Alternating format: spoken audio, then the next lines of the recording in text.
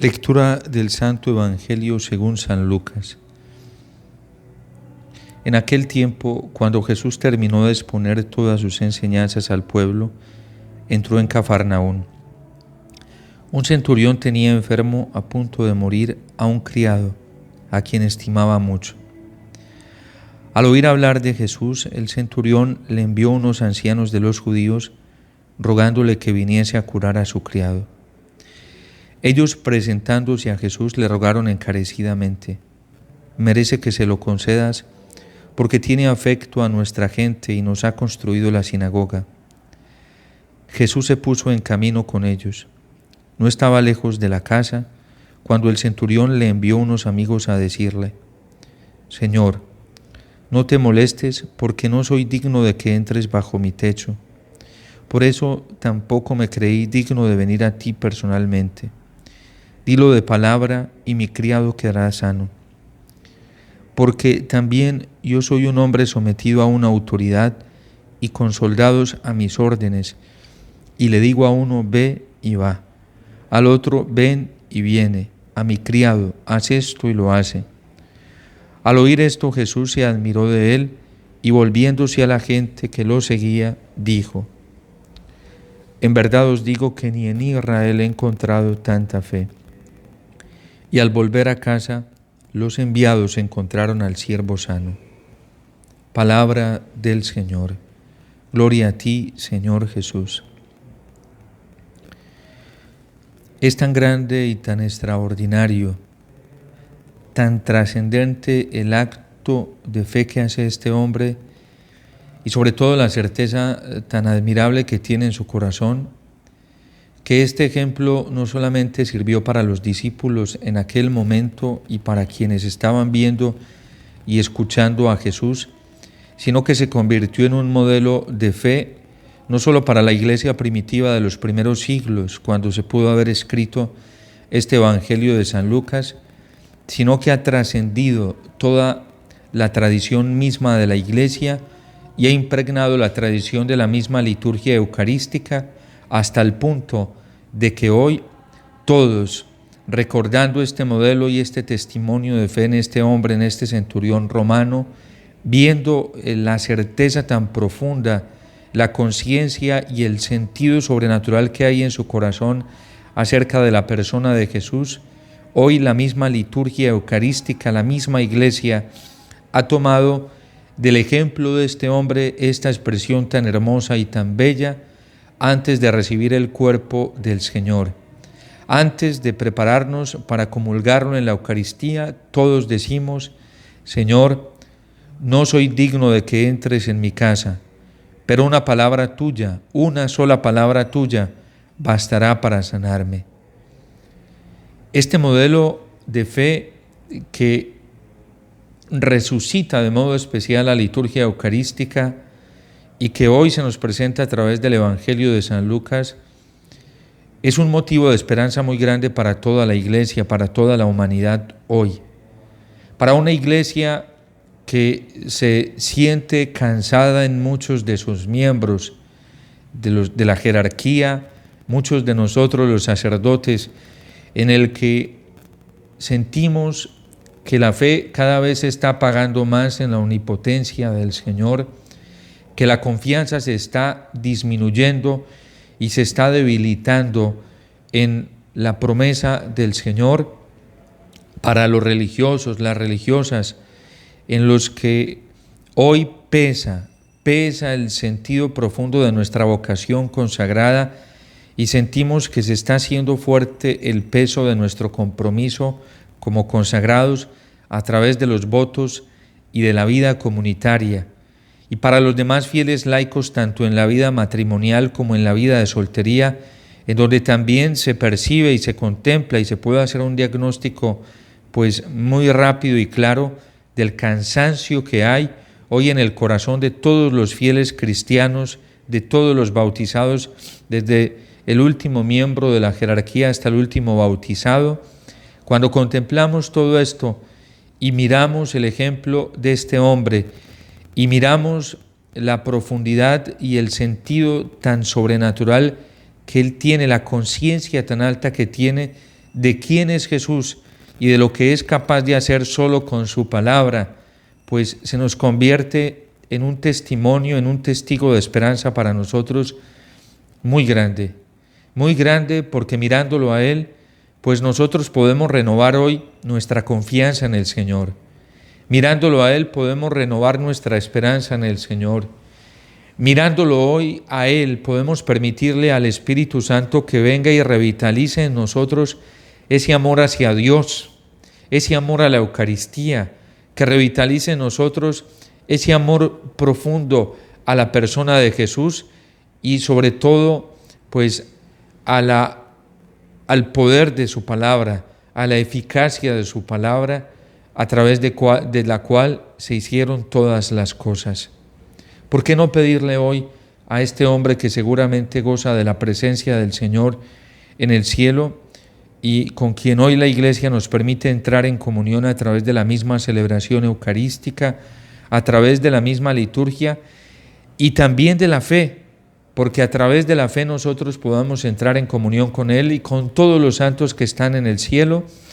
¿Por qué no decirle a Él que interceda por nosotros para que en nosotros, en nuestro corazón, se desarrolle una fe así de grande o incluso muchísimo más grande y podamos experimentar el gozo, la alegría, la paz, el amor que brota precisamente de tener una fe tan grande como la que tuvo este hombre?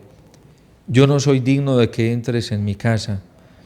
Basta que tú lo digas de palabra y mi criado quedará totalmente sano. ¿Y por qué no decirle al Señor esto mismo para toda la Iglesia?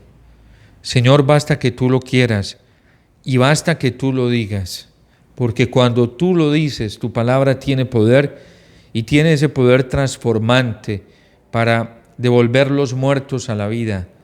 Tiene el poder transformante para curar toda enfermedad. Tiene el poder transformante para revitalizar y para devolver la fuerza a todos los corazones que se sienten cansados, que se sienten abatidos, que se sienten acongojados. Basta que tú lo digas, Señor, y nuestro criado, mi criado, quedará totalmente sano. ¿Por qué no decírselo al Señor cuando sentimos cansancio en el corazón? Cuando sentimos que ya no somos capaces de continuar.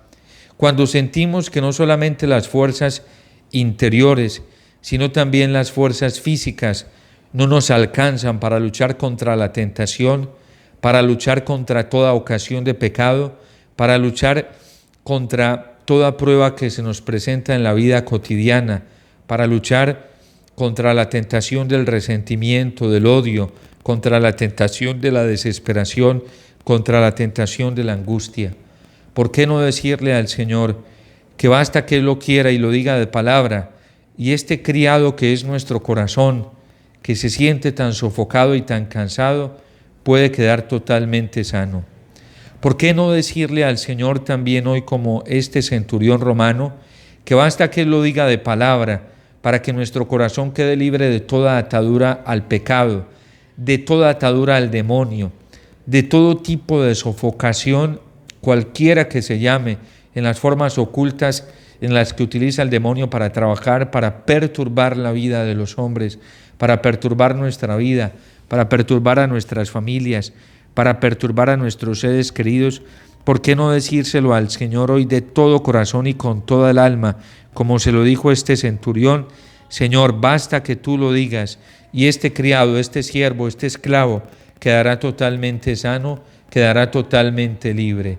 ¿Por qué no decirle al Señor hoy con la misma fe del centurión, cuando vemos pues la enfermedad que no solamente está afectando al cuerpo místico de Cristo, sino que lo está lastimando con el pecado de nosotros los sacerdotes, con la infidelidad de nosotros los consagrados, con la falta de testimonio que hay en los fieles cristianos, en los laicos, en los matrimonios católicos, con la desesperanza que tiene sofocada toda la Iglesia y que por ende también está sofocando la ilusión, el sueño y la esperanza de la humanidad entera? ¿Por qué no decirle al Señor hoy, como el centurión romano, basta que tú lo quieras, Basta que tú lo digas, Señor, y mi criado, este criado, quedará totalmente sano, quedará totalmente libre. Es la advertencia precisamente que San Pablo le está haciendo a los corintios cuando se acercan a la asamblea eucarística, cuando se acercan al altar del Señor a comulgar su cuerpo y su sangre, a no acercarnos de cualquier manera delante del Señor, a acercarnos con la verdadera conciencia que se acercó este hombre a Jesús. Por eso, antes de recibir el cuerpo y la sangre del Señor, el ministro expone el cuerpo santísimo del Señor y dice: este es el Cordero de Dios que quita el pecado del mundo, como diciéndonos en toda la iglesia y a través de la iglesia: tomen conciencia, despierten, desen cuenta quién es el que está frente a sus ojos y a quién es que ustedes van a recibir dentro de unos segundos. Mírenlo, Él es el Cordero de Dios que quita el pecado del mundo. Dichosos los invitados a esta cena. Y es lo que San Pablo le está tratando de decir a la comunidad de Corinto. Desen cuenta que el pan que ustedes van a recibir y que el vino que van a recibir no es un pan normal y no es un vino normal, es el cuerpo y la sangre del Señor. Ustedes no solamente lo van a recibir, sino que van a ser partícipes de su gloria, de su poder, van a comulgar la vida misma, van a comulgar la gracia, van a comulgar la sangre santificante, van a comulgar el cuerpo santificante del Señor. Y por eso hace la advertencia San Pablo de que no nos podemos acercar a la asamblea litúrgica de cualquier manera, porque si vamos a comer el pan como se come cualquier otro pan, es mejor que nos quedemos en la casa. Porque si vamos a beber la sangre del Señor, si vamos a beber este vino consagrado, como bebemos cualquier otro vino, cualquier otra bebida alcohólica, es mejor que nos quedemos en la casa y que no vengamos a la celebración eucarística, porque quien se come y bebe indignamente el cuerpo y la sangre del Señor, se está comiendo y bebiendo su propia condenación. A la asamblea litúrgica, a la Eucaristía y sobre todo a recibir, a tener contacto con el cuerpo y la sangre del Señor, no nos podemos acercar de cualquier manera. Y esa es la gran enfermedad que ha contagiado a toda la iglesia hoy, porque cada vez hay menos conciencia de la persona de Cristo en el pan eucarístico. Cada vez la iglesia está más contagiada de esta enfermedad, de este relativismo, en donde la conciencia de lo que hacemos, o más bien la conciencia de frente a quién nos encontramos y a quién recibimos en la Eucaristía, es una enfermedad que está contagiando y ha contagiado a todo el cuerpo místico de Cristo, empezando por nosotros los sacerdotes, quienes muchas veces estamos ante Jesús Eucaristía, en la celebración eucarística, sin la suficiente conciencia de la persona a la que estamos tocando con nuestras manos, de la persona que estamos exponiendo ante el pueblo, de la persona que estamos entregando a los fieles. Cuánto dolor, cuánta tristeza hoy al ver cómo son nuestras celebraciones eucarísticas y cómo la presidimos los sacerdotes. Cuántas veces venimos al altar, terminamos la Eucaristía sin darnos cuenta y sin ser conscientes de qué fue lo que celebramos, de qué fue lo que presidimos, de qué fue lo que confesionamos y de qué fue lo que entregamos.